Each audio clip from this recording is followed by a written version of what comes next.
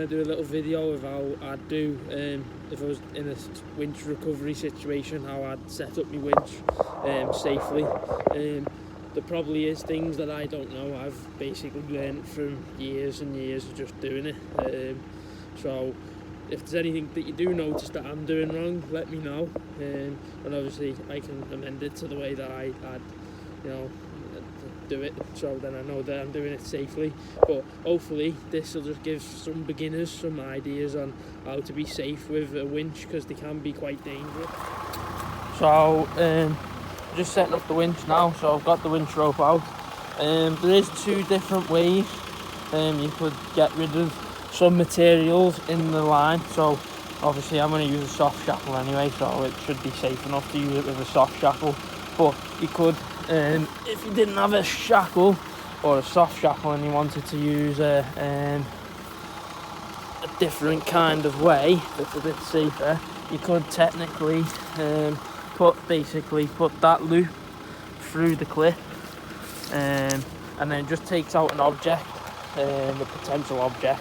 If it does snap, it's not going to go flying back through the windscreen or hit anyone. This is a proper tree strap as well. It's a terra firma tree strap, so it's a good quality one. Obviously we won't be doing any like proper recovery stuff here, we'll just be showing you how to set it up properly. And also you should always put the bonnet up, because if it does snap, and the only metal thing that'll be in this at the minute is the hook, but if it does snap, at least this is going to hit the bonnet of the car rather than it going through the windscreen, potentially hitting a passenger in the car or yourself. But we'll bring you back in a minute once I've set it up how I'm going to set it.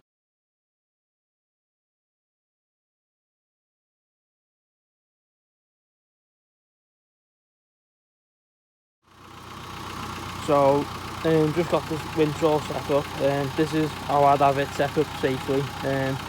So we've got it all tightened up, ready to do a winch if we needed it, but obviously we don't need it. Obviously I'm not using a winch blanket either, I'm just using a jacket. If you're on a budget, a jacket works, but you should really have a winch blanket, which I haven't got yet. But a jacket where you don't want to put the jacket or your winch blanket over this part, because when you're winching, if somebody's watching this, you want to make sure that nothing's pulling or is in the wrong place. So if it's in the wrong place, it could potentially snap or come off, causing damage to your winch, or again, it could be about to snap and you could save the problem of it hurting anyone.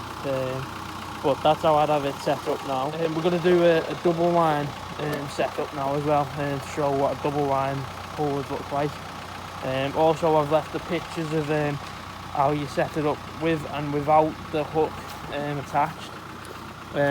Obviously again, I forgot to point out, this hook, you want to put this hook pointing down, you don't want to have it pointing up, because if it does snap, it could go down rather than up, which is better if it can go down. Always put the hook pointing down like that. It just saves any problems if it snaps or anything.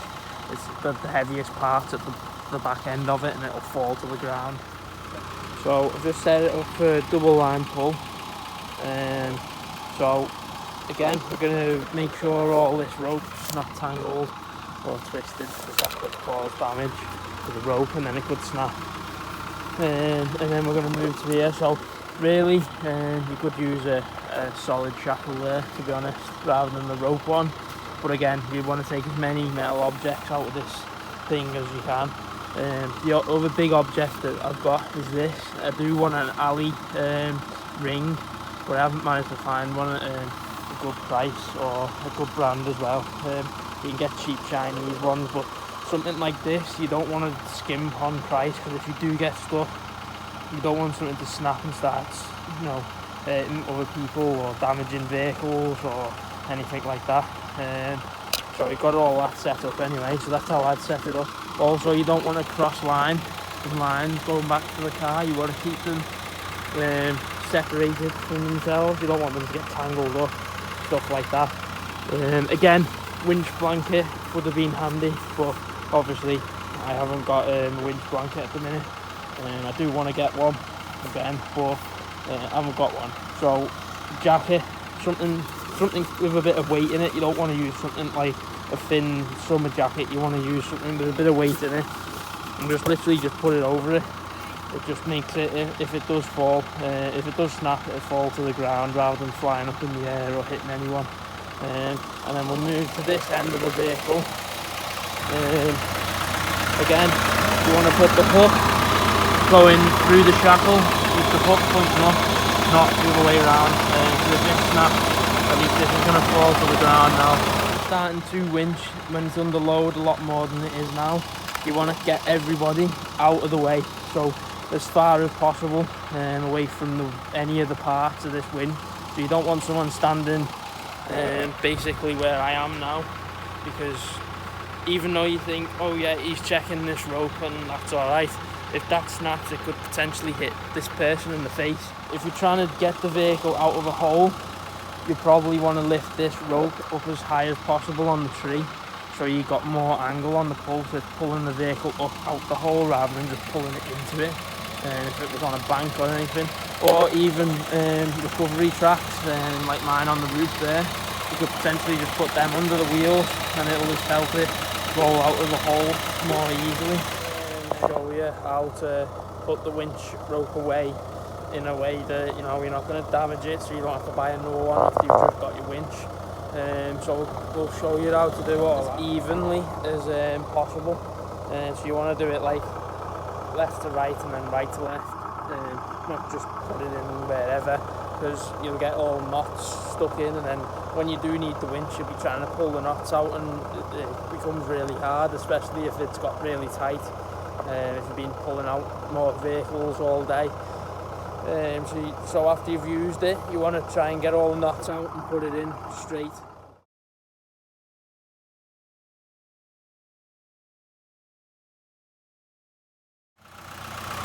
So that's the winch all the way. You could probably tell in the time lapse how I did it, but I'll just show you dead quick anyway. So you can see where there's one line, so this line.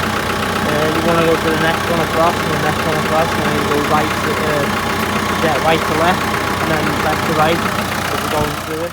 So yeah, we're just going to go through how to keep the winch serviceable, so like how you don't, when you actually it's not broken. So basically you want to do what I've just done with the rope. If you've used it, you want to put it away back properly so there's no knots in it, nothing like that.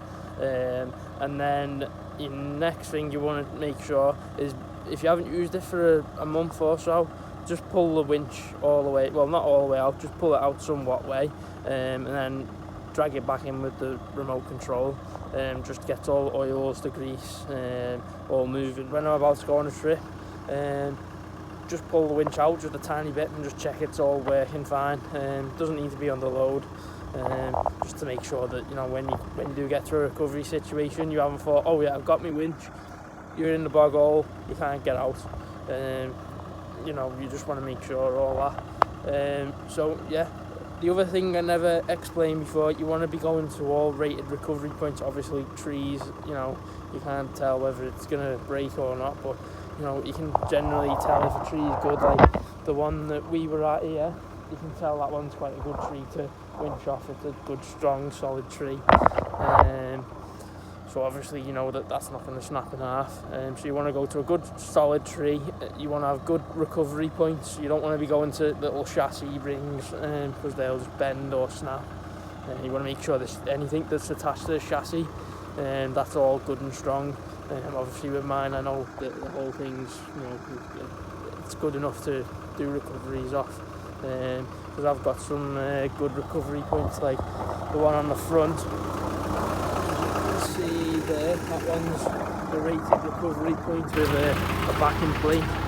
The one on the back, again, same thing on the back. I've just got one on the back. So that one's a good rated point. It's got a backing plate and it's attached to the rear end of the chassis. Bolts into that. So you just want to make sure you've got them as well. If you're out and about, even if you've not got a winch, you just want to make sure you've got rated recovery points. You don't want somebody pulling the back end of a car or your car and then ripping something off it, you know what I mean? the last thing they want to do to your car, and it's the last thing that you want to happen to your car as well. You could use extension straps, stuff like that, with winches as well. I've got an extension strap and then a tow strap. I do need a static rope, bent like a stretchy one for recoveries, a snatch strap. That's what I need. I need one of them because I've only got tow ropes, but I've got a winch extension strap. So where we were before, when we got this winch set up, you could potentially put, if you didn't have enough and the tree was miles away, you could put a rope in between, and that's just a winch extension strap you could get. And also I'll leave links to extension straps and the tree strap and any other little straps that I'd potentially hopefully buy. This helps some people who are just getting into doing off-roading or just got a winch. Just shows you how to use it a little bit more safely, I guess. It's my way of doing it. It's not, there might be mistakes in it, but it's safe to use as a method of how you're going to winch. So I forgot to do the outro video when I was out doing the winching videos before, so I just thought I'd do a quick one now while I'm at home. So if there was anything I did wrong in the winching, let me know, because every day is a learning day in the off-roading game. Also, if you liked the video. If you didn't like the video, dislike. Comment if you need any help with anything. I'll try my best to help.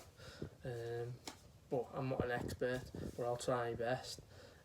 Also, this year, you can probably tell us some different videos. There's going to be more videos like this, so hopefully this year we'll have a video out every Wednesday at 6 PM. Obviously I can't do one all the time because there might not be physically something there to video or put up, but I'm going to try my best every Wednesday 6 PM for the new videos. This year's, we've got a lot planned for this year, so hopefully we'll have a video for every Wednesday 6 PM for everyone to just have a little watch. Our videos aren't the best videos, they're really just to say what we get up to in the background, and obviously about the lanes and the vehicles that we use, and the more for a storage of what we get up to. But hopefully you like them. We're getting a lot of feedback on them recently, so hopefully you do like them. And yeah, we'll have more to come this year. We're gonna hopefully do more with Panda Outdoors this year. Matt from Traction, I've got one of his t-shirts on at the minute. Hopefully we'll do some more with them. Panda's truck's nearly done, so it's L200, so head over to his channel. I'll leave his link in the description.